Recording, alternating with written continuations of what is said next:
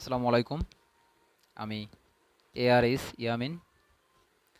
যদি আপনি ব্যবহার করতে চান একসাথে দুটি ফেসবুক, দুটি হোয়াটসঅ্যাপ, দুটি মেসেঞ্জার, টেলিগ্রাম ও স্ন্যাপচ্যাট সহ একই সাথে দুটি অর্থাৎ ডাবল অ্যাপ ব্যবহার করতে চান, তাহলে শুধুমাত্র মোবাইলে একটি সেটিংসের মাধ্যমে চাইলে আপনিও করতে পারবেন এই কাজ।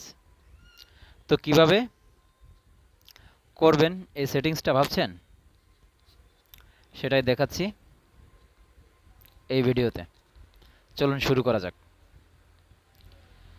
এজন্য মোবাইল স্ক্রিনে গিয়ে আপনার মোবাইলের সেটিংস এ চলে যাবেন। এরপর সার্চ বারে গিয়ে লিখবেন অ্যাডভান্স ফিচার।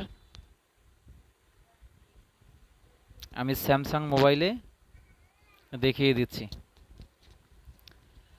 এজন্য সার্চ দিলে অ্যাডভান্স ফিচার নামে একটি অপশন আসবে, সেখানে ট্যাপ করে পারমিশন অ্যালাউ করে অ্যাপটি ইনস্টল করবেন, তাহলেই কাজ শেষ হয়ে যাবে মোবাইলে ডাবল অ্যাপ। আশা করি বুঝতে পারছেন সবাই। এতক্ষণ সাথে থাকার জন্য অনেক ধন্যবাদ সবাইকে।